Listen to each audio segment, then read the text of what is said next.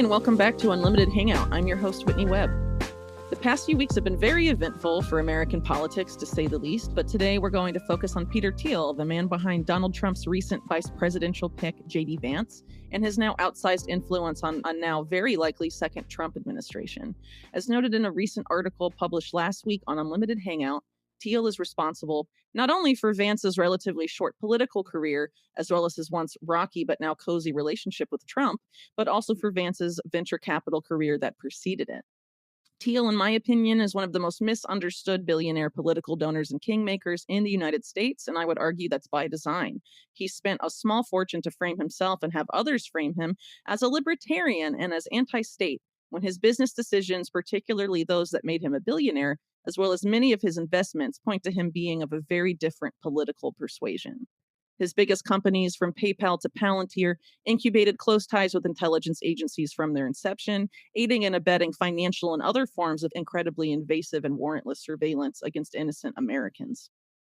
His investments include companies tied to foreign intelligence that are now taking over U.S. 911 call centers to hoover up all of your data from your smartphone and give it to law enforcement, as well as companies ushering in an era of AI-powered mass murder currently being piloted by the Ukrainian military and now the IDF in Gaza. What will Thiel's influence, which was already significant during Trump's first term, be in a likely second term, particularly with his protege J.D. Vance as co-pilot? Joining me today to discuss this and more is Stavroula Pabst. Stavroula is an Unlimited Hangout contributor who also contributes to several other sites, including Propaganda in Focus, Reductress, and The Gray Zone, in addition to her own Substack, the link to which we will be putting in the show notes. She is based in Greece and is also a comedian and a media PhD student. Thanks so much for joining me today, Stavroula. Great to have you back on Unlimited Hangout. Thanks so much for having me. Looking forward to it. I am too, because not a lot of people in alternative media write about Peter Thiel, but you definitely have, and you've written some great ones for Unlimited Hangout. So happy to get into that later. But first off, I think for our listeners, it would be good to quickly establish the connection between J.D. Vance and Peter Thiel, which is the subject of a recent article that we put out last week on Unlimited Hangout, as I mentioned earlier, entitled "The Man Behind Trump's VP Pick: It's Worse Than You Think." So in that article, I discussed how Peter Thiel first recruited J.D. Vance into his circle while Vance was a student at Yale Law School, and shortly thereafter, Vance joins Peter Thiel's investment firm, one of several, but the one he joined was Mithril Capital. He worked there for 2 years before joining Revolution Ventures, which is from one of the AOL co-founders, and running its Rise of the Rest seed fund. And then Vance later created his own venture capital firm called Narya Capital, which was heavily backed by Peter Thiel, as well as Google CEO Eric Schmidt, who's actually a major donor to Biden, has been paying a lot of staff in Biden's White House, like illegally, even though it's been widely reported on. Nothing was done about it. And he basically directs not just the entire science and technology policy of the Biden administration, but also of the national security state by leading the National Security Commission on AI. Pretty crazy. And he and Thiel, Schmidt and Thiel rather, are both key members of the steering committee of the Bilderberg Conference. So they obviously agree on a lot more than they don't, at least behind closed doors, like is the situation at Bilderberg.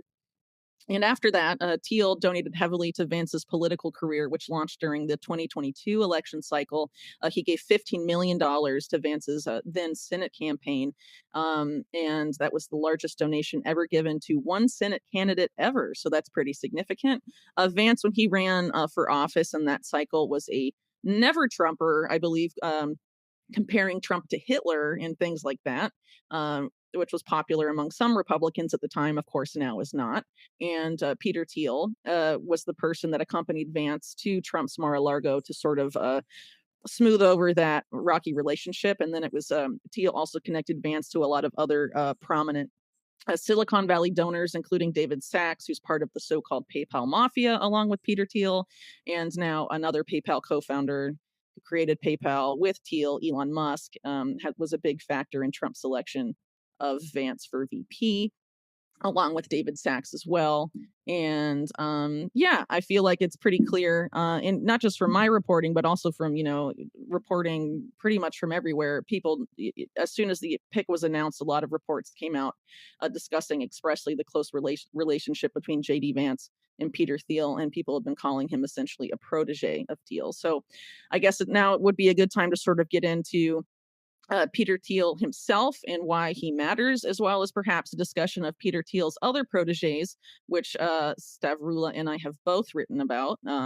Well, rather, you've written about Sam Altman. I have not expressly, but he is an important one to keep in mind because of his role, not just of in open AI, but also with WorldCoin in the project. That hopes to develop into. But we've both written about Palmer Luckey as well, who's behind the defense contractor Anduril. So, I guess there's a lot of different ways we could start talking about Peter Thiel. I know, Stavroula, that you've done some work on his political philosophy and outlook, and I think that's probably a good place as any to start. So, what can you tell us? Sure. And I think that this is a great place to start because when people are discussing Peter Thiel, okay, a lot of people will comment that he's libertarian, but I don't really think anything he actually does is in line with the supposed libertarian belief, right? Yeah, could not Um, agree more. Mhm. yeah, like it's just not in line with that. Actually, I think the best way to really summarize his worldview is when I was doing research for this podcast episode, I had found a video clip where he was essentially saying he viewed technology as an alternative to politics. Okay. And the quote was essentially along the lines of, I still can't believe he said this. No, I totally can, but it's a wild quote. He essentially was like, in politics, you have to beg and plead with people to convince them to do things your way. But what if I didn't do that? What if I and the few people who unilaterally agree with me could change things through technology, right? And so he's essentially saying, for this reason, I see technology as this amazing alternative to politics. And to me, this type of quote explains pretty well what he does, because if we Mhm. see what he's done over the last, however long, couple decades now, really, is that he has really prioritized putting his name over essentially everything prominent in the tech industry through Founders Fund, through his venture capital firm. He's essentially given rise to some of the biggest names in tech, including Stripe, SpaceX, Anduril, Palantir, Meta, OpenAI, etc. He's really decided he's going to throw his weight that way. And, if he helps found one of these companies or if he gives them a substantial amount of money, I'm sure that he's bought, at least in some respect, he's bought some amount of loyalty from them and some amount of influence from them forever, right? And so I think that he kind of understands, or the way he understands this is that if he can invest in technology, if he can make things happen that way, he can essentially become very powerful and do things his way. And I think that that's a reasonable way to describe him now. I think when researching for this article, I think Newsweek had said that he and Schmidt were two of the most influential figures at Bilderberg's steering Mhm. committee whatsoever. I think the person that had written a biography on Thiel had described him as one of the most powerful, if not the most powerful in person on earth. And so what we have to understand is whether or not technology as an alternative to politics is ridiculous, it doesn't really matter. Thiel seems to have done this successfully. And, another thing that's worth pointing out is that he just consistently has so much money to burn. And I would actually argue that he's essentially applying the principles of venture capital to politics and geopolitics as we know it. Where Absolutely. yeah, where I think, if we see venture capital as something where, okay, I'm a venture capitalist. I have a lot of money to invest in companies. I know the vast majority of them will fail, but the small few that will succeed will give me extremely high rates of returns on my investments. He's not just seeing this about the financial gain, he's seeing this to the extent that he can obtain political power. And I think in this respect, it's important to bring up Thiel's fellowship, which is, I think, $100,000 to college age students about, or very young aged people, that he essentially says to these people, look, if I give you this fellowship of $100,000, You can develop whatever idea you would like. I want you to do this, but you have to drop out of college. So he's essentially through that, he's been able to fund people like Vitalik Buterin, the founder of Ethereum, right, or the creator of Yes. Ethereum. So he's been able to kind of pick out very young, bright minds this way, give them money to establish these maybe very successful ideas, and perhaps I don't know necessarily exactly the relationship between Buterin and Thiel right now, but I'd have to imagine that if Thiel gives you this fellowship, he's essentially making this career happen for you. It's going to be very hard to speak out when he does something that you disagree with politically. And I think that when it comes now to the Vance appointment, for example, what we're also seeing is that Thiel, like Schmidt, is also very interested in gaming the standard political sector so that he's on both sides of deals at all times. And Yeah. what I, just he just wants to be on both sides of everything. And with this Vance appointment, it's my understanding that he, Schmidt, and many other Mark Andreessen of Andreessen Horowitz have, they're much more likely to support this ticket now that Trump has come out and picked Vance. So what we're seeing is, though, even if Thiel rejects standard politics, he's still going to game both sides. He has the money and the influence to be able to do it. And I think it's just snowballed, right? So many major companies are now kind of in his debt, let's say, because he's helped them to this extent. Yeah, I think that's definitely fair to say. Actually, the last article I wrote, which I co-wrote with Mark Goodwin for Unlimited Hangout, talked a lot about a network that functions somewhat similarly to the Thiel Fellowship, and how a lot of these, well, we in that article we talk about the Crown Fellowship at the Aspen Institute, and also this Endeavor network that sort of focuses on sponsoring, startups in the expressly in the emerging world, and is also deeply tied to the PayPal network, and how through that. Um, Specifically Endeavor, they've developed these companies that are now partnered up directly with eBay and PayPal, and are basically going to be the rails on which this new financial system we're being herded to runs on Latin America.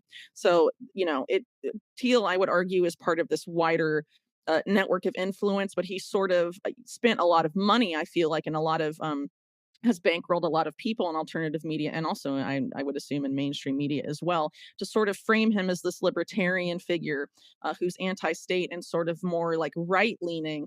But when in reality, if you look at a lot of what he's done, he's definitely serviced the national security state regardless of the administration, and has, like you said, sort of positioned himself to essentially play both sides, which you can see also in his some of his proteges companies, Palmer Luckey, for example, Anduril, promotes what they've done during the Biden administration, has praised the Biden administration for giving them a bunch of contracts and a bunch of money, right? And then at the same time frame themselves as, America first. And Palmer Luckey is now a big Trump backer, particularly vocal after the JD Vance appointment as well, and all of this. So I think um, it's fair to say, whichever of these Teal connected companies, whoever's in office, they definitely like to cater to either side. I think that's why, like you pointed out in a recent article, Clearview AI, the facial recognition startup that has taken all these pictures off of like Facebook, for example, which Peter Thiel essentially also helped set up, brags about helping identify almost like 1,000 people present at the Capitol on January 6th, some of whom have gone to prison as a result of that.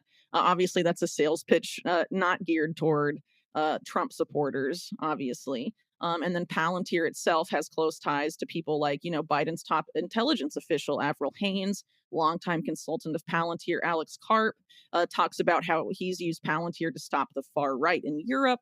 How he is his deepest worry about the United States is the rise of the quote unquote far right in the United States, while at the same time you have Trump framing himself as being in the libertarian camp or more right leaning, and of course now much more in the Trump sphere than perhaps previously. And as I mentioned in the intro, and also in my recent article, Peter Thiel was a huge part of the early days of the Trump administration, particularly its transition team with an outsized influence over the Pentagon, which resulted Mhm. in a quote unquote bonanza of contracts for Palantir during the first Trump administration. So I think we're likely to see that again. And as far as the claim of this being, a libertarian and anti-state guy, not just for the fact that he's given the state some of the most powerful and Orwellian and like horrible weapons in its arsenal, both like literally and figuratively. Um, Mhm. he's also been pretty open that he views competition in the free market as a bad thing. And basically says that his or the way he approaches business is to find a niche in a market and to corner that market, dominate it, and create a monopoly because competition is bad for profits. And you cannot be a free market libertarian and believe that, right? You're basically, saying you want a monopoly build. And if you look at how Peter Thiel has set up his companies, whether it's PayPal or Palantir, getting right in bed with the national security state from the very beginning, so that they can help you build and maintain those monopolies and not come after you for having a monopoly that's not part of their wheelhouse, essentially. So I would not call that libertarian at all. It's definitely at best techno-fascist. Don't know if you want to comment on that or have anything else to add. Yeah, I mean, I think, yeah, I suppose I would agree that techno fascist is probably the best way to term this. Regardless, I just kind of ignore how Peter Thiel describes himself in terms of libertarian. I just kind of ignore that label because I understand what else he's doing in the respect of it's what you pointed out. I mean, he's definitely assisted the surveillance state in a number of ways. In previous decades, I would say that he seems to be quite on that, to be honest. Considering, and we could get into this if you'd like, but I think it would be worth pointing out to people listening his role in total information awareness, for example, where he essentially helped facilitate. Uh, Life logs Facebook essentially is what it is, and then as well as Palantir is exactly that. I mean, it really is about significant data processing, data manipulation, and I think if we look at some of the other things he's funded, such as Carbine 911, that is Hmm. another mess in terms of surveillance. Where I mean, you've done more reporting on this than I have, but my understanding of Carbine 911 is that it's essentially this Israeli intelligence linked company that Thiel has also funded. That if you make a call to it, it can extract any and all data from a consumer smartphone, and so this is kind of a way to just uh, super juice up surveillance, let's say. And I suppose the end goal of that is to be able to try to build smart infrastructure like light posts, stuff like this, that would eventually be able to call the authorities instead of a Yep. person being able to do that. Yes. And Hmm. I think Clearview AI is definitely worth talking about in that respect in terms of okay, regardless about what Teal says of his libertarian beliefs, why would he fund something like Clearview AI? This is definitely telling us he's not actually interested in freedom, at least as average people see it. And I think what's really scary about Clearview AI, and I think you've alluded to this, is that I think Clearview AI is essentially using the war in Ukraine as kind of this way to try to come back or have this like public relations moment where it can normalize its image, because obviously it had been banned from a lot of the private sector in the past Hmm. simply because it freaked people out. A normal person would see that Clearview AI is just scraping social media for your face and it's storing that data. A lot of people would say, I dislike this.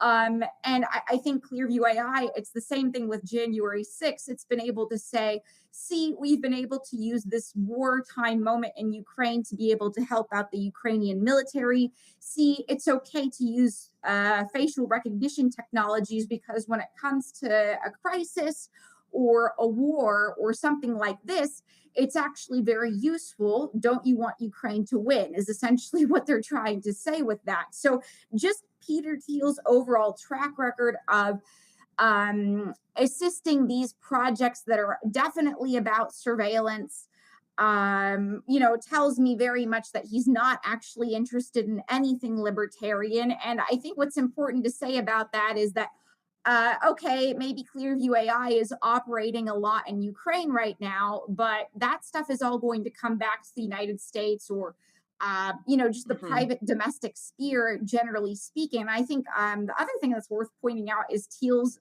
support of Andrew Rule, in the sense that Andrew Rule is currently doing this whole surveillance wall in America that can detect people from like almost 3 kilometers away. I mean, just them learning the tech to build this stuff, that's definitely going to be applied in the private sector and the domestic sphere, right? Yeah, I think that's definitely true, and they are deploying it or getting ready to deploy it on the domestic sphere. I mean, people need to keep in mind that a lot of the stuff that was originally piloted as part of the war on terror, and of course, Palantir is a privatized version of one of those programs, which you mentioned earlier, total information awareness. All the intent of that was always to have it come home to roost and have there be a war on domestic terror. They tried to sort of gin up support from that during the mid 1990s after the wake of the Oklahoma City bombing, and the target of that quote unquote war has generally been veterans, militia members, American gun owners, and generally those tend to be sort of right leaning, pro Constitution conservatives, right? So, what we've seen here, in my opinion, through Teal and also, through other people that are sort of, allied in this same sphere now, is sort of to get the people who are to be targeted by the surveillance to essentially sort of cheer it on.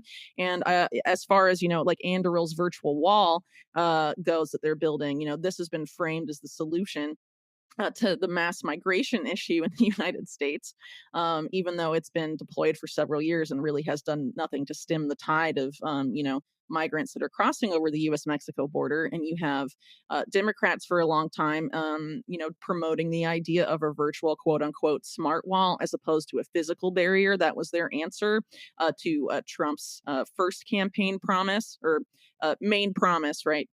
During his first campaign of building a physical barrier. And then when Trump was in office, he abandoned the policy of building a physical barrier and instead became a major advocate of the smart wall. And the smart wall construction has also continued under the Biden administration. And I think with Trump on the campaign trail this time around, talking about how the United States desperately needs a biometric entry exit system for the country. Anduril's been setting it up. Clearview AI has the facial recognition tech, and they're not just going to roll it out on the border. It's going to be all ports of entry, and I think there's going to be some tie-in there with the DHS effort to institute the new real ID requirements for people. And we've seen people that have claim to be against this kind of stuff, like Ron DeSantis, for example, promoting and pushing through digital IDs for Floridians already, the Florida Smart ID, and all of that. I think it's very likely that we're going to see a big push for that under a second Trump administration with these Teal funded companies playing an outsized role in these systems to come. And unfortunately, this is a global agenda, which again, I would like to remind people of Peter Thiel's connection to Bilderberg, where a lot of these global policies are sort of developed behind closed doors. Of course, not the only place, the World Economic Forum annual meeting, and there's, in several other conferences they have. Where these things are sort of planned out and discussed. But this is something that is in line with these UN Agenda 2030 Sustainable Development Goals, particularly SDG 16, which Interpol is the implementing partner of, and they created their global policing goals. And the United States and pretty much most countries in the world are members of Interpol and are implementing this biometric digital ID system globally. And we saw, a lot of the beta testing for that being run under, during COVID with vaccine passports and all of that. But I think these agendas are going to be sold, more to Trump's base, as we go into this election in the United States. And it seems like it's being framed as a solution, not just to um, the migration issue, but also it seems like the voter ID thing is going to be, the idea of having biometric ID to vote as opposed to like if you wanted voter ID, wanting like a physical ID, like a driver's license or something like all the IDs we've had before. There's been pushes from this within the Trump campaign. And I think it's very much in line with what you're seeing these Silicon Valley big tech oligarchs building. And unfortunately, I think, they've they're able to frame it to people on the quote unquote left, and they're able to frame it to people on the quote unquote right. And I think Teal in particular is a big part of selling this technology and these technocratic solutions to people on the quote unquote right, based on whatever problems are bothering them the most. And what concerns me too is that, I mean, if you think about Anduril in their virtual border wall, as you've written about, Anduril also doesn't just create drones for border surveillance. They create drones that murder people. And they're increasingly becoming, taking humans out of the role of decision making. And there's also major efforts within this space and this military intelligence Silicon Valley complex that we have to also put the tech in soldiers' bodies and all of this. So I know you've written about that extensively. What do you see this system building? I mean, I don't think it's going to stop with just drones on the border that are just watching people and identifying people's faces with Clearview AI or any other number of potential facial recognition algorithms. I think it's likely to expand into something, much more Orwellian and potentially deadly. What are your thoughts? Sure. I suppose I can talk a little bit in terms of surveillance, but also I can talk a little bit about these teal-backed companies' role in wartime, or at least how it's playing out in Ukraine. Would you like me to do a little bit of both? Yeah, sure. I think that'd be great. Okay, that sounds good. I think what's really critical is, if anybody's interested in this topic, obviously I've done some reporting on it, but it's really worth your time to do some reading about how AI is currently being implemented on the battlefield, or at least what plans a lot of these teal-backed companies, and not teal-backed. I mean, it's not only Peter Thiel companies that are doing this type of thing, but I think what's really critical is that a lot of the major companies that are acting in Ukraine are teal backed. And we've already talked a little bit about Clearview AI. And I think that that company is really important to talk about in terms of the surveillance component and the normalization of facial recognition technologies and wartime and domestic capacities. But, if we think a little bit about Anduril and Palantir, and their work with AI powered machinery in the war space, that is, I find this stuff to be really shocking. And I really don't think that it's being discussed enough in the public sphere whatsoever, to be honest. Because if we look at some of the current contracts like Palantir has, for example, or projects that they're working on, one project, for example, I could tell you a little bit would be Palantir's artificial intelligence platform for defense. And you can look up their demo online. But essentially, what's happened here is that Palantir has used, essentially its skill is in data synthesis, data collection, processing, and whatnot. So they're essentially saying, look, we have this chat GPT like chatbot you can interact with, where our software gives you the information it's collected about, let's say, your enemy that's 3 kilometers over there. We're compiling for you suggestions based on the data we've collected about what you can do about this target.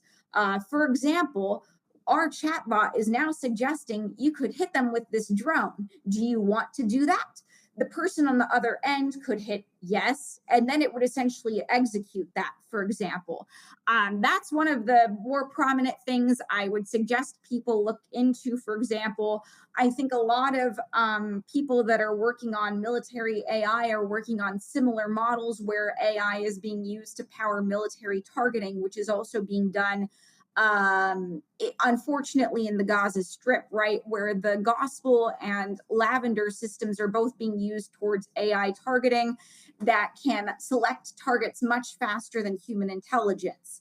Yeah, and how do you Um, feel about the accuracy of that targeting? Is it more efficient and more accurate than human targeting, as proponents have claimed?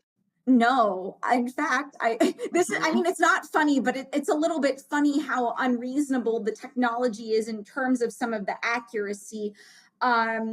It's my understanding that a lot of the tech isn't necessarily super accurate. And I think what's also It's not. important, it's not, Mhm. first of all, but what's important to say on top of that is that I don't really think, like in Israel, for example, I think a lot of the people that are using these AI powered devices, it's often claimed there is a human in the loop, which makes it more safe, which is such a joke. But essentially, what's happened in practice is that no one operating these AI powered systems actually goes and checks what is being suggested as the military target. They're just going along with what the software is suggesting. Oh, this AI powered targeting system is suggesting I hit a family. I don't know that because I'm not even going in and checking, right? So no, it's not accurate. And I think what's really dangerous about some of this is that in the case of Israel, for example, I think it's kind of easy for them to use this AI made me do it type angle. I don't know whether that would hold up in a court of law, not that Israel cares, but this type of stuff is really dangerous because I think they're trying to say they're trying to say that this depersonalizes war in the sense that maybe humans aren't doing so much of it anymore. But I think it's Well, they're also a doing the way of trying. dying. Oh, they're doing the dying, that's for sure. Yeah. They're definitely Mhm. dying. But this is kind of a way for people that are using these machines to essentially say, oh, see, we're using this software that means not so many people will die. That's not actually true, but I think that they're going to try to use this later to skirt accountability, right? Yeah, it gives Um, them plausible deniability because between the decision and the person, there's this software and they can blame the software. And I think this is the plan, not just for AI's rollout in the military, but also efforts to put AI in charge of major aspects of governance. And there's a push for that as well. So if the government makes an unpopular or catastrophic decision, they can be like, oh, well, this is what the AI said, and it's so much smarter than us. Or think that's like the Eric Schmidt argument that AI is like so superior to human decision making that it can't explain how it reaches its decisions to people, and that's like a sign of it being super intelligence. But really it becomes this reliance on computer says yes, computer says no, and the people that are supposedly in the loop are just essentially executing what these algorithms, and software programs are telling us. And I think that's why it's so important to pay attention to the people that are funding and actually coding or funding the coders of these software programs, because they're the ones that are essentially deciding how those algorithms work. And there's not a lot of really testing on them. There's a lot of sales pitches that tout a particular figure of accuracy, but those are not independently vetted almost all of the time. And sometimes, the figures they promote are low in terms of accuracy, mhm. 75% on the sales pitch or something like that. And if it's life or death decision making, like, shouldn't it be as close to 100 as possible? I mean, 75 is pretty bad, honestly, Yeah. for some of these. And I think it's important to keep in mind, too, as far as, the Gaza situation goes. It's been known for a long time that Israeli surveillance of Palestinians has been extremely overreaching for a very long time and includes a lot of, surveillance, sort of Palantir style, sucking stuff, uh, sucking up really every aspect of a Palestinian's online activity and using that to profile them. And how much of that profiling, just from their regular online activity, has been used to decide who lives and who dies. And when you consider that this is an area that's tightly, densely populated, there's a lot of interrelation. Someone could be a cousin of a Hamas member, but not actually have anything to do with them. Is that enough to get them on the kill list? Given what we've seen in Gaza, it certainly seems that way. And it sort of goes against the idea of framing this as a more just, more efficient war. But that's been the sales pitch. But I think it's, honestly, just a sales pitch and very, very, um, divorced from the reality. And I think this is very concerning because there have been calls which have grown in recent weeks for Donald Trump to put someone like Eric Prince in charge of the Pentagon. And Eric Prince is, best known for being the Blackwater founder, where he essentially ran a CIA death squad in the Middle East during the war on terror, but has since somewhat rebranded and gone around sort of arguing that the U.S. military industrial complex privatize its wars. And he rightly does point to the fact that the military industrial complex is bloated and incompetent and very corrupt. But that doesn't mean that, perhaps putting in some of these leaner defense startups like Anduril, for example, or using Palantir software like is being used in Gaza, or any of these other companies that we've been talking about, they're being framed as leaner and more efficient. That is Mhm. exactly the Anduril um, sales pitch. So if someone like Prince does get in the Pentagon and privatize off the wars to quote unquote fight the deep state of the military industrial complex. Like, is this actually going to be any better? And I certainly think that's not the case. I think, we're losing the rhetorical battle here if it becomes about AI powered imperial wars instead of no more imperial wars. I mean, I think across left and right in the United States, it's been very clear for some time that people are tired of the imperial wars.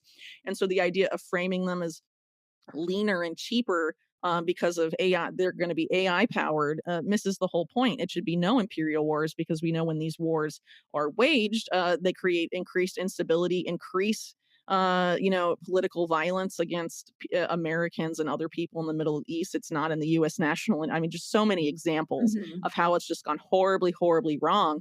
And why are we going to continue doing them with AI, especially if that AI we know is inaccurate and killing innocent people? It has the exact same result. Maybe American soldiers aren't dying because it's drones on the battlefield, but is this really what the best we can do and like what we want? It honestly seems to me, just sort of like a hoodwink, because these same systems, have, as you and I have, sort of touched on earlier, are going to be deployed back in the United States for the purpose of surveillance and domestic control, because the war on terror and war on domestic terror have always gone hand in hand.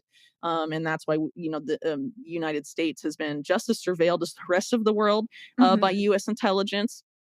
And Palantir profiles Americans as well, profiles them as subversives, puts them on the CIA's naughty list in case the continuity of government protocols are ever formally invoked and things like that. This is really not the kind of stuff that people should be supporting, but there's a lot of support being drummed up for it right now. Unfortunately, because every 4 years, people that know about the uniparty and the left-right paradigm in the U.S. seem to forget and start, playing team sports again. But unfortunately, when it comes to this whole idea of like AI powered warfare, really what it enables isn't a more efficient war. I mean, I guess the only way it makes the war machine more efficient is that it can kill more people more quickly. Is that what we want?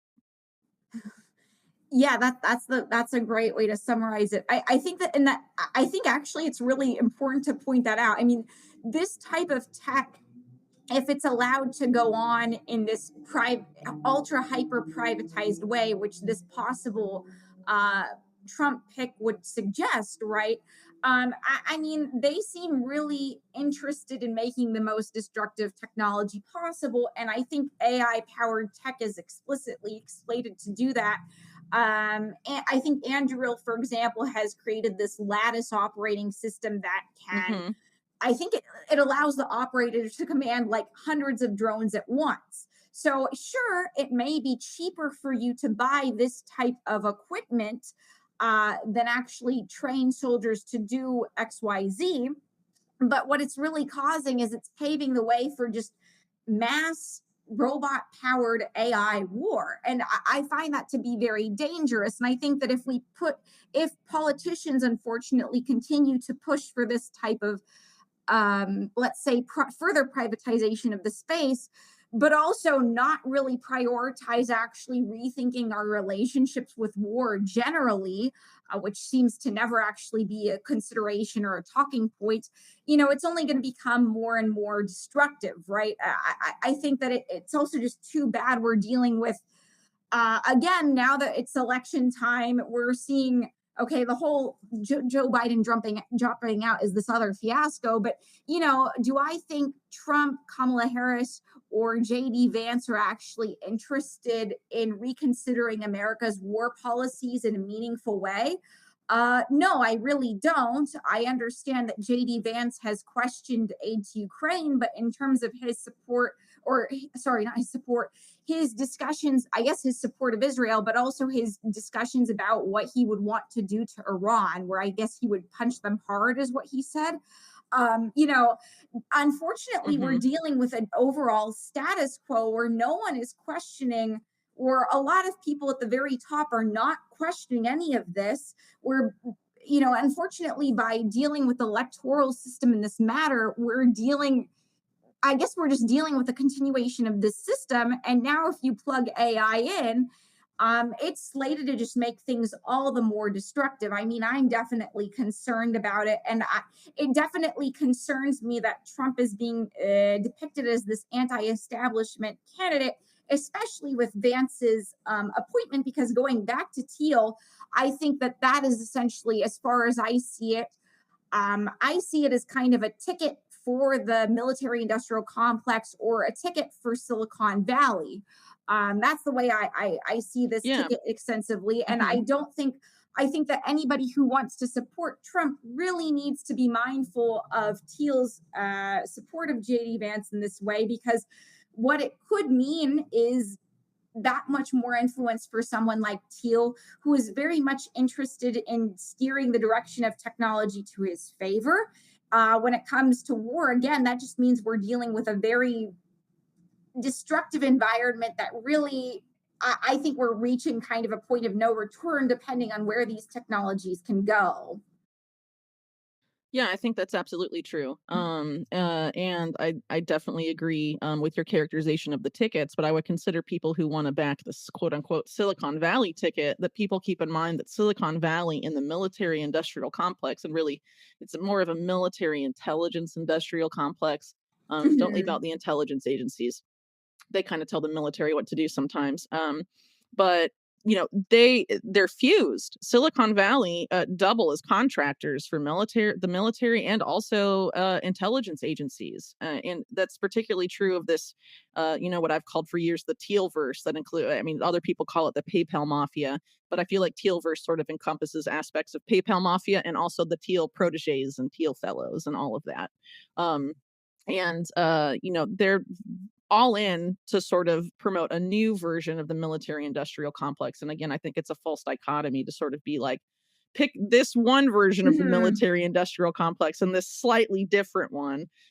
You're essentially getting the same thing at the end of the day. But something I'd like to ask you, since it's come up a few times, and I know you've written pretty extensively about Peter Thiel, or rather companies he's funded or backed or co-founded, and their role in Ukraine. So a major, political issue right now is American funding for the war in Ukraine, particularly obviously for the backing the Ukrainian side. Um, and even though Vance may have voted against that, do you think it's likely, in an upcoming potential second Trump administration, that Peter Thiel's influence could prevent the, sort of turning off the spigot for the Ukrainian government, since some of these Thiel-backed companies have become, or Thiel-founded companies have become so intimately involved in the Ukrainian war effort? Well, I think that this is something we'll have to see play out. The way I do see it is that a lot of candidates, a lot of political candidates, generally speaking, will be quite clear about their stance one way or another. Like JD Vance is clearly telling us he would like to have a reconsideration as to whether Ukraine receives funds from the United States moving forward. But, as far as I can tell, what JD Vance says now versus what could happen if he becomes vice president could be two very different things. And I think we can say that Hmm. just based on, in general, there's a wide disparity between what politicians say before they get into office and then what happens to them once they're in office. And I think in this respect, again, I think we can highlight a little bit of Thiel's just wide backing of Vance throughout his career.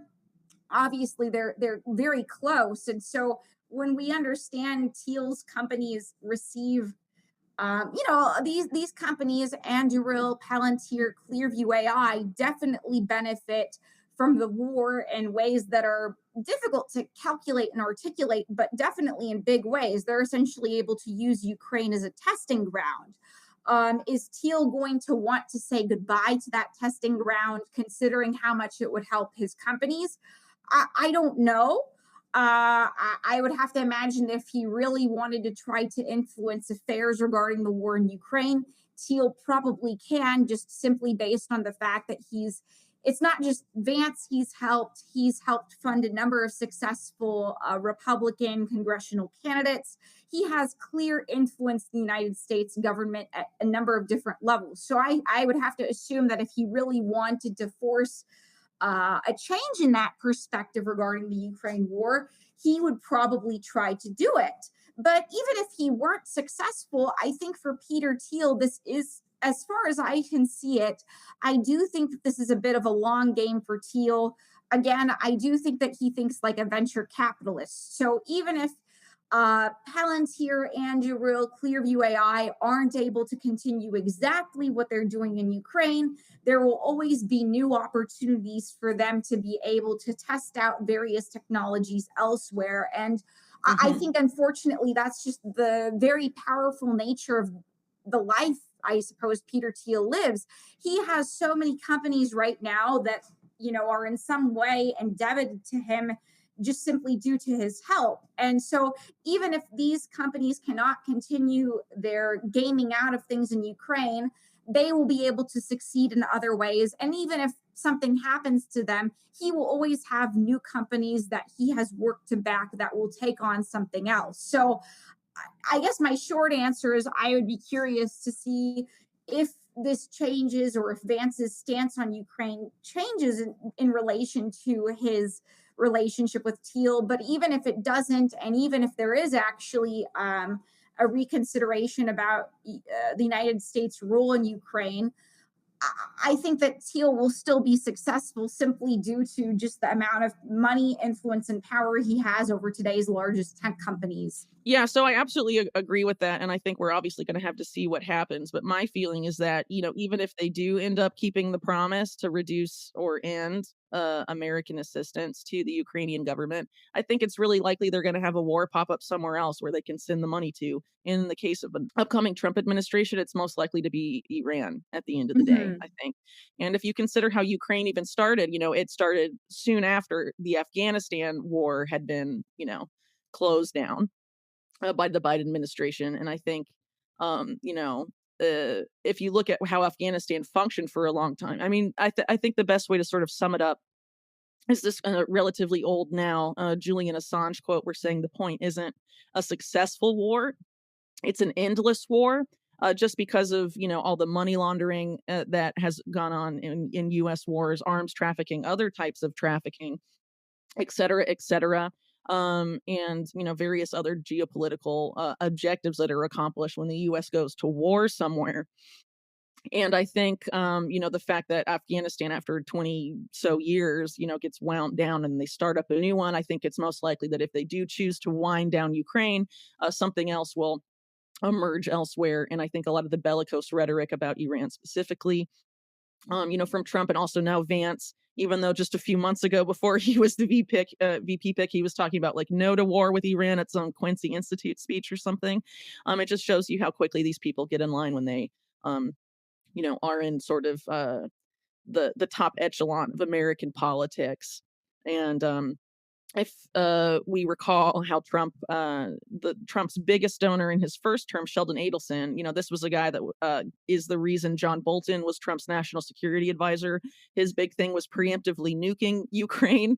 Oh my God. Um, oh yeah, it's insane. So I think unfortunately, a lot of donors that Trump has now have similar views. Maybe not necessarily as bad, but they're definitely is a lobby, that's backing Trump, and there has been a lobby for some time in the Republican wing, heavily promoting the idea of going to war with Iran specifically. So, considering that, there's the Gaza war, and that's likely to expand well beyond Gaza. There's been talks for months about it involving Hezbollah and expanding to Lebanon, and then expanding into a whole regional thing.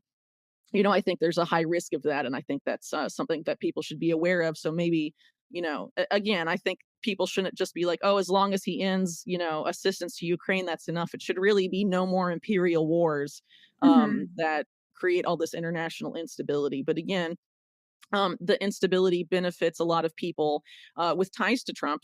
A great example would be Larry Fink and BlackRock, which I know you've written about, also having a role with Mhm. Ukraine. But they tend to sort of come up and sweep up a lot of distressed debt and assets in war torn countries. And also not war torn countries, but countries that are not exactly stable for other reasons, like Argentina, for example. Um, and I think that stuff is also important to consider as well. um anyway, moving on from that, I do want to sort of come back and talk about some of these steel founded companies and how they're sort of facilitating this push into predictive policing, pre-crime, really, all of that. I recently tweeted out and resurfaced some links to articles that I'd reported on previously back when I was a reporter for Mint Press News during the first Trump administration about in the aftermath of the El Paso Walmart shooting, Trump calling on big tech to develop software to surveil its users in order to stop shootings before they can happen, or easily can be applied to stop crime before it happens. And given that the Republican stance generally has been we're the tough on crime party, I think there's a real threat of that stuff sort of being supercharged under a second Trump term. And I think Thiel's influence there is noteworthy as well, since Palantir, since its earliest days, was sort of set up to develop into this pre crime platform that through data mining and profiling Americans based on their online activity and other activity that's surveillable, deciding who may or may not be a threat and being able to classify people that way, ultimately feeds into the idea of predictive policing, which is something that Palantir has been piloting in the United States since at least 2015. I believe they started piloting it, I think, in New Orleans and later expanded beyond, but they've been criticized for some time, particularly as far as their relationship with the Los Angeles Police Department goes, but also elsewhere. For piloting a lot of this predictive policing in low income neighborhoods of predominantly racial minorities for some time. And I've written in the past that Palantir is a very race aware and honestly race obsessed company, which is an interesting, I should say interesting in quotes, component of the company. If you're interested on that, we'll put my article that talks about that specifically in the show notes. That was an article I did on Palantir as part of the Warp Speed and Race series during Operation Warp Speed. But unfortunately, that's actually pretty relevant to the pre-crime discussion because a lot of the pre-crime stuff is being fused with healthcare and healthcare data. And Palantir also basically runs most of American healthcare data. And that was something that happened again during the Trump administration during COVID-19. Through the creation of these databases like HHS Protect, the Tiberius software marketed by Palantir to HHS. And there's, that continued again under the Biden administration as well. They renewed all of those contracts for Palantir and healthcare data and actually expanded them. They now include the CDC, and are going to go on for another several years and probably be renewed by whoever's the next president, sort of underscoring that this is a bipartisan agenda. And there's sort of this idea of, using pre-crime to or sort of combining concerns about mental health with concerns about pre-crime or preventing crime. And you can sort of see them come together in Palantir and also some of these programs that were being pitched during the Trump administration that I've written about before, like the Safe Homes program that was supposed to be the flagship program of this HARPA agency, the healthcare focused DARPA agency that was being pitched very heavily to Trump during his first term. And actually, Biden made that agency. It's called ARPA H. They just moved the H to the end. But the Safe Homes program was going to suck up all of this data from consumer electronic devices, so including wearables, so like Fitbits, Apple Watches, also Amazon Echo, the Alexa product, Google Home, Apple TV, all of these things, as well as observe public online activities, so like what you post on social media, and use AI to profile that to identify if people were showing early signs of neuropsychiatric violence, and then could sort of be triaged like it's a healthcare thing, either to go to see a court ordered physician, or house arrest, or preventative detention, which means going to prison without trial, essentially. So all sorts of things are being developed by these companies, and I think it's even Orwellian is sort of selling it short, honestly. I don't really have a lot of faith, unfortunately, because of Trump's first term, that this stuff is going to slow down or be implemented more slowly under a Trump administration than any other administration. I think regardless of what party wins in November, it's ultimately Silicon Valley and its fusion with the national security state is going to be the winner. But Stavroula, do you have any insight into sort of this effort to sort of bring healthcare and policing together, or any sort of comment on that setup and its its threat to privacy and freedom? I mean, I think the primary thing that needs to be said about it is that clearly nothing is exempted from this surveillance effort, right? Nothing is exempted from that. And it's my understanding regarding like COVID data, those systems, they still have like that COVID data on them. They're not going to get rid of it. But Hmm. I think my takeaway from it is that they want to collect information on everything that has become normalized through companies Peter Thiel has founded. And you're right to point out that Palantir specifically plays a major role in a lot of this. Uh, I think a critical point here that's worth making is that it's just become so normal that we have this public private fusion in all these arrangements, right? I mean, I suppose it's fair to simply say that Palantir is kind of a CIA front, anyways, but Sure. it's just it basically is a CIA front. But what's happening is that it's just normal for the government to say, I'm going to work with Palantir on this. It's okay that Americans' healthcare data is, you know, seen or utilized by this company in this way, no problem. It's kind of a similar thing with, okay, this is a separate conversation, but it's a little bit similar with Oracle, where Oracle, again, I think it also has significant intelligence ties that would need to be discussed. But Oracle in recent years has been working, I think it literally has a partnership with Palantir right now to operate cloud software for governments across the globe. I don't know to what extent that has become the norm or not, but they're kind of working on that as well. But what we're seeing is that it's okay for the government to partner with the private sphere, but actually in these two examples I just referenced, it looks like these private companies are actually at least heavily intelligence influenced. It's all bleeding together, and I think that the bottom line is that civilian data in any capacity, whether it be health, whether it be I don't know about your private life in some way, considering the capacity of surveillance systems, everything is okay to capture in this sense. And I think people like Peter Thiel, through his financial support of things like TIA spinoffs, aka Palantir, aka Facebook, they've normalized this type of thing. And so now I think, unfortunately, anybody in any country, but definitely Americans can now anticipate that their data is now subjected to mass collection by authorities, and then that's just mined through companies at all times. Yeah. Definitely makes sense to me.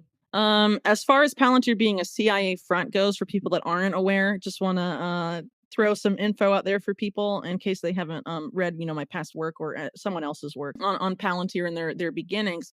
So Palantir's first funder was the CIA's InQtel. The CIA was their only client for the first, I don't know, 4 or 5 years of their existence as a company. And from 2005 to 2009, they made their top engineers made over 200 visits to CIA headquarters in Langley, Virginia. And since then, they have been a continual contracting partner of the CIA, as well as now every single U.S. intelligence agency. There's 18 of them now if you include Space Force, and you know probably can't really get any deeper ties than that. And again, as I've noted before in my work, Palantir was the effort to privatize total information awareness, which was really housed at DARPA. It was being run by an Iran Contra criminal from the Reagan administration named John Poindexter, but he was doing that in close collaboration the CIA. And so the CIA helped the privatization effort as well. And that's why you have NQTEL involved. And I think it's one of many examples where sort of like this quote unquote new right that includes figures like Trump and Peter Thiel and maybe even Eric Prince as well and some of these other people. If you look at who they associate with, it's consistently you're going to find a lot of connections to the Reagan Bush era. People like Ed Meese, Reagan's attorney general, was a big advisor to Trump during his first presidential run, for example.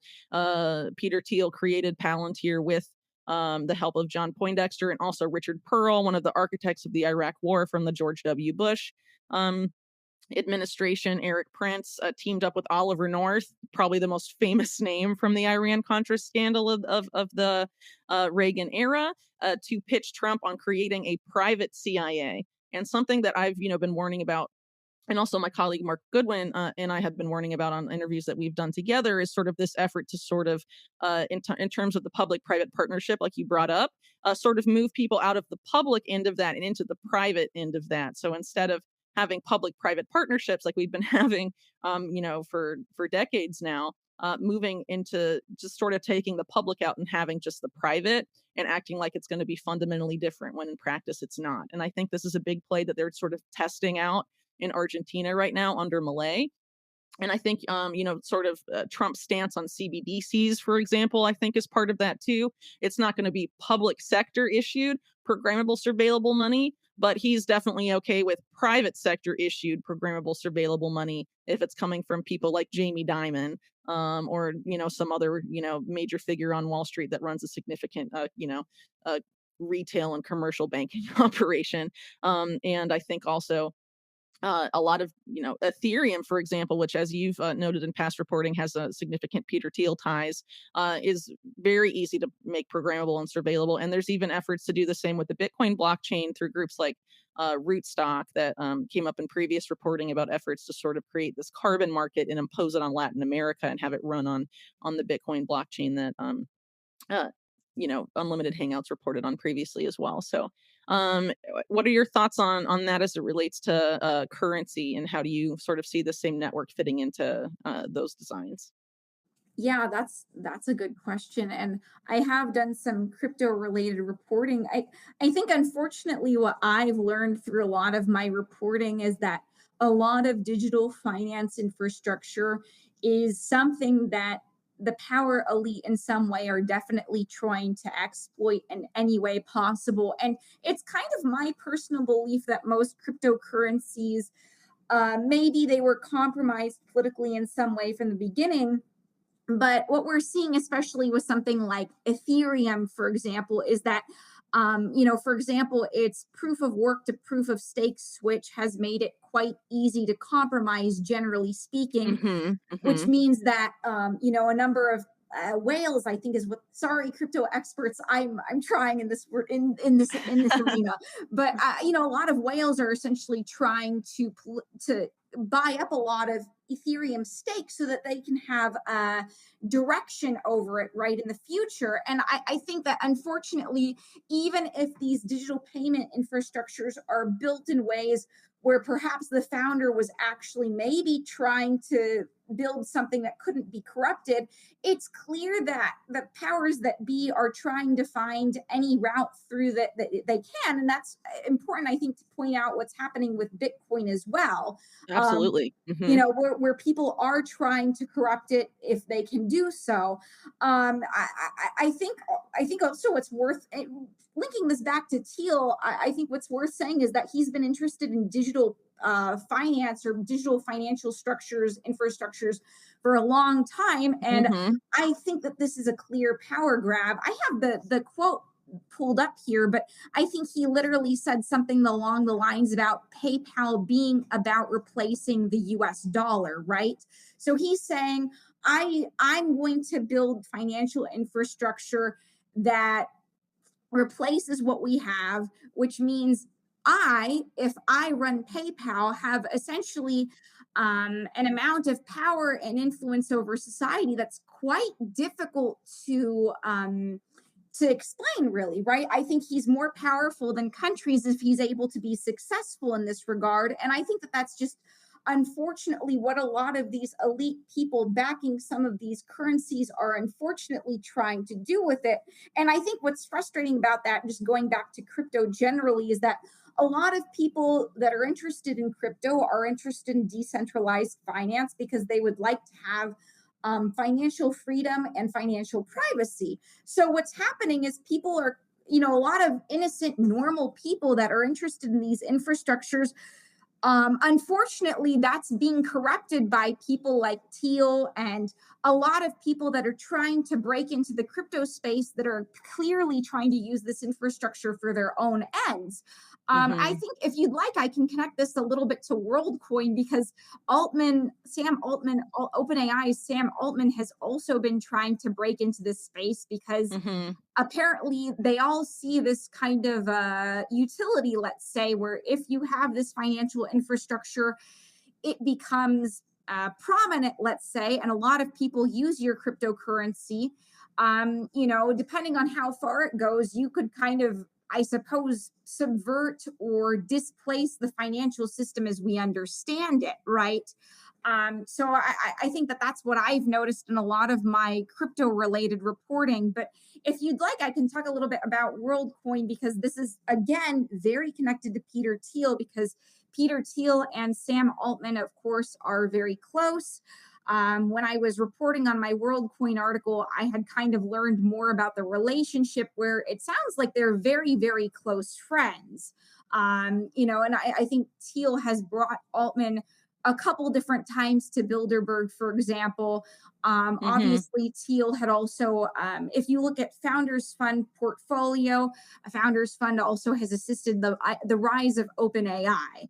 So obviously, they're very good friends. I don't know necessarily what they talk about all the time, but I think that that close knit relationship is really critical to talk about when we discuss anything that Sam Altman does. Mhm. Um, and I think that Sam Altman, like Thiel, I don't want to talk about these people like they're completely out of touch with reality. But when we look at what Sam Altman is proposing with something like WorldCoin, he's essentially proposing a number of kind of weird things. If people are interested in reading my article to learn how weird WorldCoin is, I encourage it. But he's essentially saying if we can get everyone a world ID, um, through scanning their irises, which means there's proof that they are human. That means that we can have a cryptocurrency, WorldCoin, become this prominent, all encompassing currency that everyone uses. And then if AI becomes prominent and that if AI becomes profitable enough, we can then distribute the wins or the profits of AI to everybody through a UBI. It sounds ridiculous. Again, I'd direct people to my article, and I think WorldCoin has kind of played down the UBI claims more recently. I think right now they're just trying to convince people to please scan their irises so that they can get a world ID and that they are now siphoned into this infrastructure in some way. But essentially, what I'm saying is that Peter Thiel is working with people like Altman and other tech billionaires that are very interested in these types of projects that if they do become successful, they would force actually fundamental questions of governance and how society operates because Sam Altman wants billions of people to sign up for WorldCoin. If billions of people sign up for WorldCoin and WorldCoin becomes a prominent currency, that means traditional financial structures or infrastructures are being challenged in a critical way if they're not being made toast, right? So to me, what I'm seeing through not just Thiel's own actions, but through the actions of people that Thiel has supported, like Altman, is that there's just a constant, let's say it this way. I think there's a constant effort to develop these projects that, if they are successful, could overturn everything. I don't think that there's any real democracy in this. WorldCoin is proposing that we operate and we live our lives with its cryptocurrency and that we receive money through WorldCoin. They're essentially saying our infrastructure should be the center of society, literally the center of society, not just the center of money. Um, they're proposing these types of things that really no one on earth is really being asked about truly. What's also happening with WorldCoin is, again, people aren't really being asked. What's happening is that people are being given free crypto to scan their irises. And so maybe if you have money, it's easy to be like, I'm not scanning my eyes in your weird orb thing. But, I think it's taken off, for example, in Argentina because people need instant money. So they know that if they go to Mhm. one of these orbs, they'll get about $50 of WorldCoin crypto.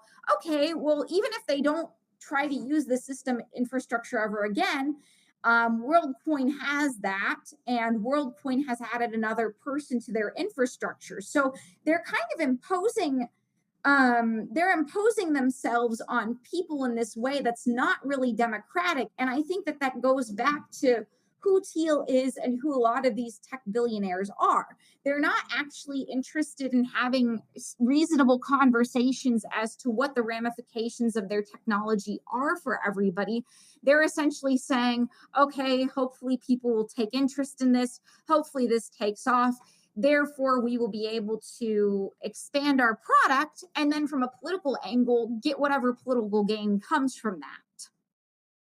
Yeah, I think that's a fair assessment, and I also think that, essentially, I feel like projects like WorldCoin, basically what they're doing is trying to be the sort of like the private sector entity that is pushing the same thing that like the UN is pushing in terms of like biometric digital ID, intertwined intimately with a digital wallet.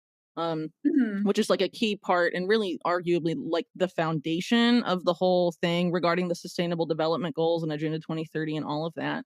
So if you don't, if you're like, for example, on the American quote unquote right, you don't like the UN's part of the NWO, et cetera, but you'll be more receptive to a private sector entity pitching that particular policy, right? Or offering that as a product.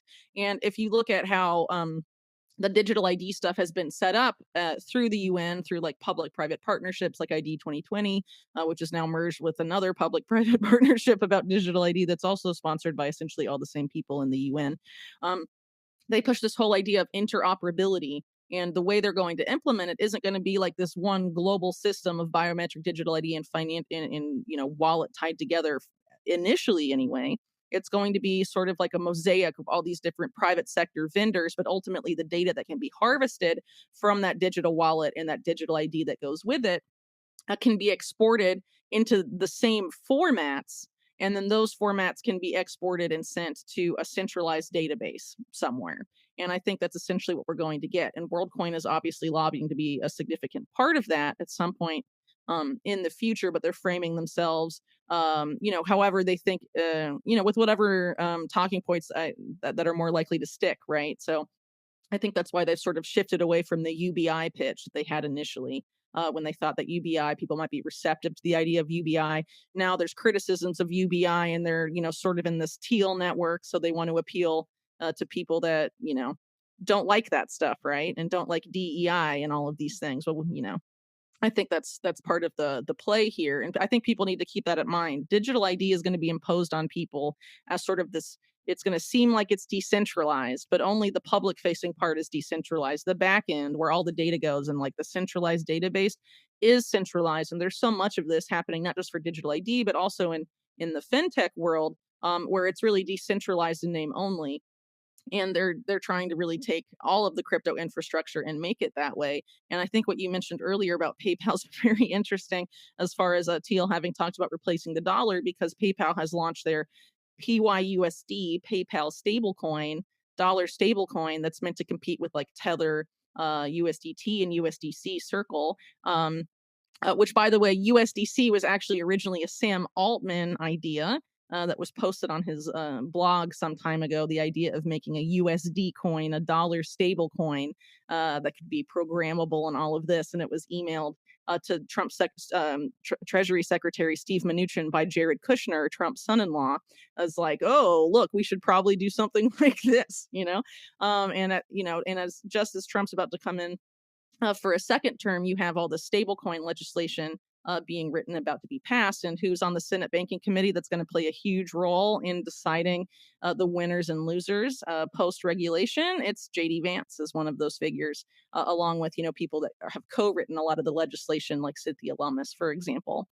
And again, I think it's important too to consider JD Vance and his upcoming influence as it relates to that, and also consider that right on the tail of the RNC convention is the Bitcoin conference where Trump will be speaking. Eric Prince is having a dinner hosted in Nashville around the same time. Like a lot of these guys are gonna be there. I will not be. I was there last year, but not really, not really sure if I want to go to RNC 2.0 this year, and also have some other reasons why I'm not going. But um, definitely going to be interesting to see what Trump says about Bitcoin. It's very likely there's going to be an effort to yoke Bitcoin to the US dollar, since Bitcoin sort of functions like digital credit and can enable, it can do a lot of things, but unfortunately, in the hands of these people, there's talks about them using it basically as a sink for US money printing and inflation.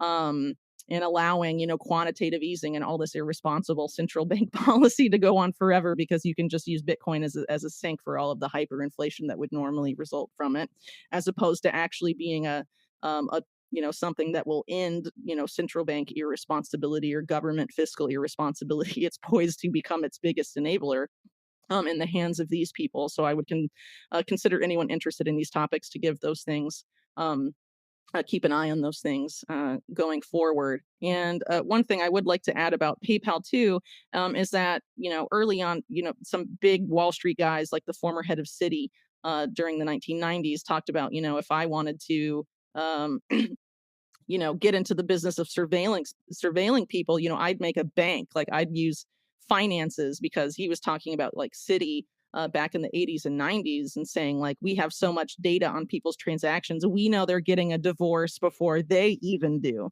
because like, their soon to be ex-wife is blowing out their credit card and all of this stuff. Like they're able to surveil people more effectively than anything else. So the idea of that, combined with how Peter Thiel and the other people that created PayPal did so in direct connection with intelligence agencies, Mhm. talking to them as they were setting up PayPal and trying to sort of make that happen. And now they're trying to make this dollar stablecoin and are poised to have it be really the king made stablecoin of this new legislation. I think people need to pay very close attention to that, especially when you consider that all the different things we talked about today, all these different pieces of Peter Thiel and his different proteges in like money and defense and like all of these US law enforcement and just all these different sectors. I mean, it's amazing and terrifying, really, the empire that these people have been able to develop. And again, Peter Thiel's a huge part of it, but really the PayPal crowd in general, which again includes Elon Musk. I know a lot of people love him, but remember, he's a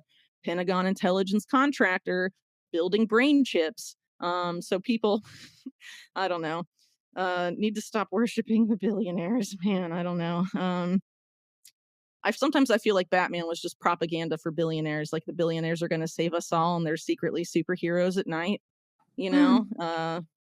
I don't know, because if you actually look at what they're doing, that's not what they're doing. But the narrative they've put out has sort of like hypnotized so many Americans. I feel like, to think that they're like these superhero-esque figures. I mean, you see that with Musk so much. It's really unsettling. Maybe they'll do it with Peter Thiel and he'll become a superhero now too. I don't know. Anyway, sorry, I got a little rambly there at the end. But is there anything you'd like to add to some of the stuff I brought up as it relates to either, PYUSD or, stable coins, or, anything about the digital ID WorldCoin stuff?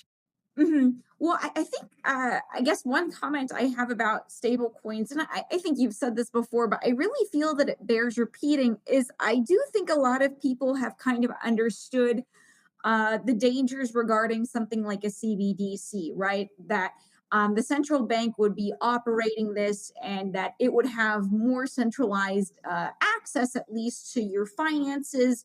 And in the case that money becomes programmable, who knows? It could shut things off or otherwise manipulate things. I think that people are increasingly starting to understand the dangers of that.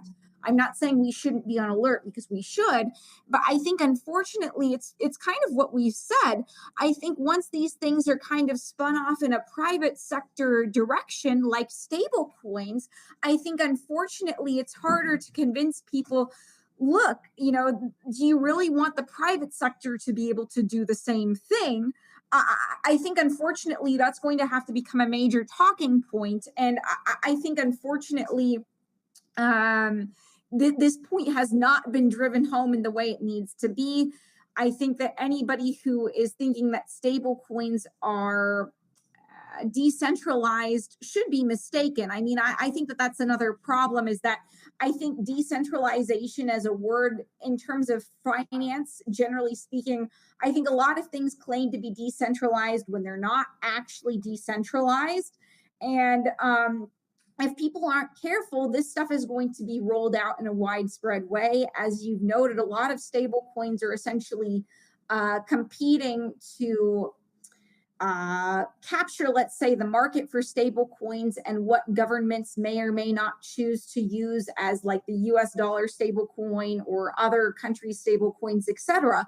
I think unfortunately some of that is going on without critical discussion and without critical debate. And I find that to be a significant problem. And I think that a lot of tech billionaires are kind of aware of this vaguely or not vaguely, like they're very aware of this. And so I think that that's why a lot of effort has gone into creating private digital financial infrastructure. They understand that that can give them a lot of power, but who can really do a lot about it, right? No, I think those are some good points. Well, I guess it's probably best to maybe wrap up there because we've been going for a bit. Is there anything else you'd like to add on the topic?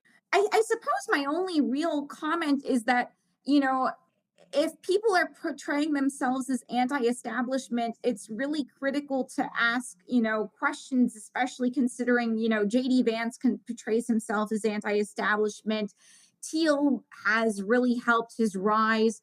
I think something worth pointing out is that Teal has helped fund a number of media companies, including Rumble, Hmm. including, I guess, Tucker Carlson's new media company as well. And so, when we see things like that, it makes me question to what extent this type of, how do I say this?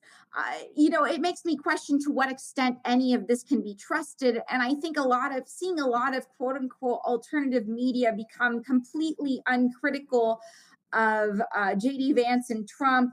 I fear that there won't really be a lot of critical coverage of this appointment, considering Teal's funding, right? And so I'm in general kind of, I don't want to say jaded. I don't like to say it that way, but it's definitely disheartening to see that people aren't really critiquing this in the way that they should. And it's the same thing with like Elon Musk. I think a lot of people felt that he's done a couple positive things with Twitter or X, but the reality is that X censors quite a lot, right? And I think unfortunately a lot of people are blinded to that because they think Elon Musk has somehow stood up to the establishment. In reality, I think journalists are getting censored more on X than ever. So I think if somebody portrays themselves as anti establishment, please think twice. I mean, if there are connections like Teal behind it, all we can really say is look, at least be critical moving forward. I don't know. I am disheartened by a little bit of that, to say the least. But otherwise, no, I think this was a great discussion.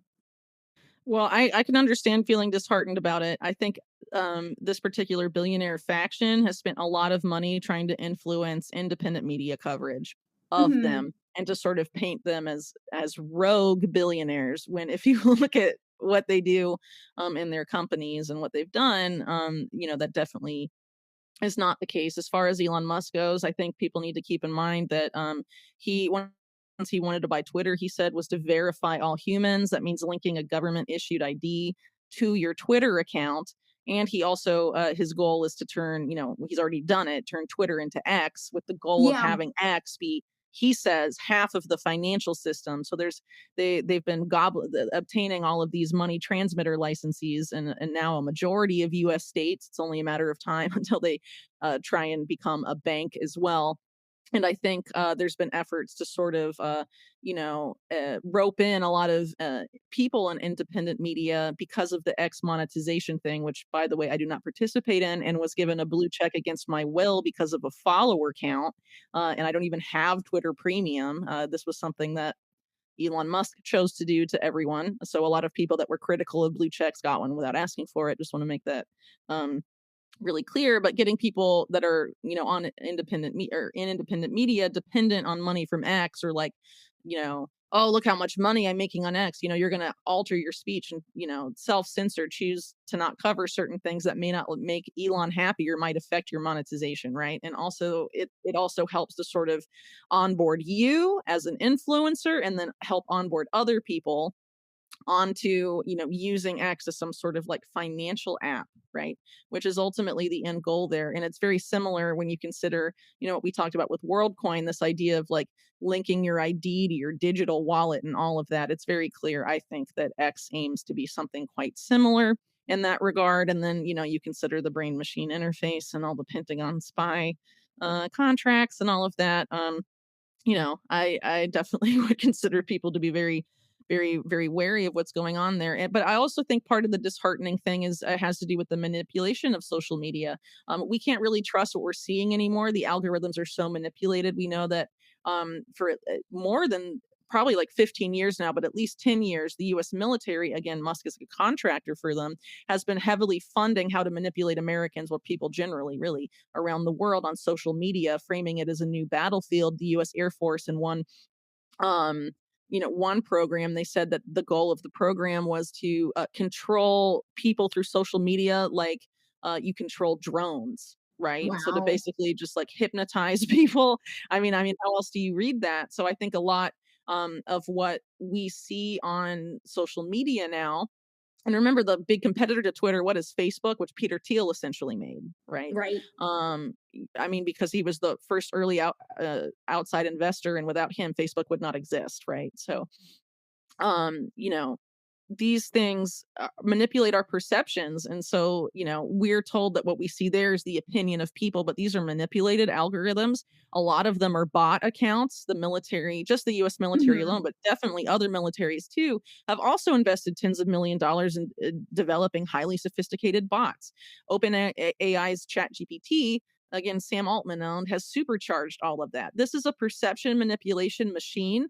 And I think those of us that try and be level headed and objective, regardless of what the hype is or who's in office or who's running for office, whatever, can be disheartened by this stuff. And I think part of that is also by design, because these people have profiled us. And remember when Facebook was got caught manipulating people's news feeds to try and manipulate them to make them feel sad and depressed, I think they tailor the algorithm to you and your user profile, and they manipulate you however they think is most effective for their purposes, right? So I think that's important to keep in mind. And again, anyone listening, please take that to heart. If you want to stay sane between now and like the election in the US, probably like be careful about your like social media consumption, because again, it's there to manipulate perception. And when you successfully manipulate perception, you manipulate people's behavior, which is ultimately what they want. And that's a big part of the Eric Schmidt, Henry Kissinger AI book, is about how AI is ultimately a tool to manipulate perception and also to diminish us cognitively so that we become dependent on AI and can't function without it. And when you consider that Eric Schmidt and Peter Thiel are buddy buddy at Bilderberg, and all of these Silicon Valley guys are building the tools for that, and the AI algorithms doing that to us, this is something that needs to be considered. And I think people need to take responsibility for how they use these products and how they, use these mediums or social media or whatever. Not saying don't use it at all. Maybe for some people that is the right choice. Other people can't do that because of work, whatever. I kind of fall in that category, at least right now. But I definitely will not be linking a government issued ID to my Twitter account ever. But I think people need to sort of keep this stuff in mind, and because there's a lot of perception manipulation going on. It sort of reminds me back, like in the first time Trump ran for president. There were all those polls from the mainstream media that were saying Hillary's going to win, 98% probability. It's hopeless for Trump. You know, that was a perception manipulation campaign. They do this stuff all the time, and our dependence on social media makes it easier than ever for them. And this perception of Twitter X is like the free speech platform. Now everyone is free to talk. Like you said, that's not true at all. And if Mhm. anything, the algorithms are more manipulated than ever, because it's not like Pentagon contractor Elon Musk is going to say no to the Pentagon using all their sophisticated bots and their perception manipulation weapons that they've developed expressly for social media. He's going to allow them probably to let them use them more than they were previously. So again, important to keep in mind, hard to keep a level head these days, at least Mhm. for some people. But I think Stavroula, your reporting has definitely been important in that fight, and I definitely commend you and appreciate your work. Very happy to have you contribute to Unlimited Hangout. Is there any well, blah, blah, blah. um, where can people find and follow your work and support you? Well, first of all, thank you for saying that. I suppose the main thing I do have X. I will say I can give my handle for that. It's just my name. I don't really tweet there so often anymore because I've kind of not enjoyed the platform. But the main place Mhm. that people can, I just don't enjoy tweeting. Like I don't. People need to log off.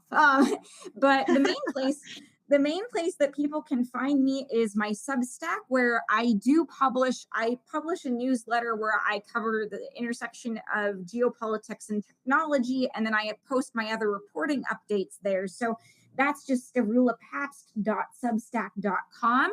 So that's probably the best way to follow my work.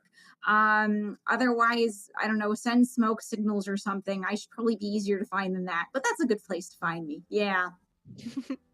All right, great. And thanks so much for a great conversation. And thanks for everybody that tuned in to listen to this podcast. Please share it widely if you found it informative. Hopefully you did. And a special thank you, as always, to the people that support this podcast and support Unlimited Hangout and help me allow us to publish people like Stavroula, who are just, again, couldn't be happier to have a contributor like her, and also my work and those of everyone else that contributes to Unlimited Hangout, and of course this podcast itself. So thanks very much, and catch you all in the next episode.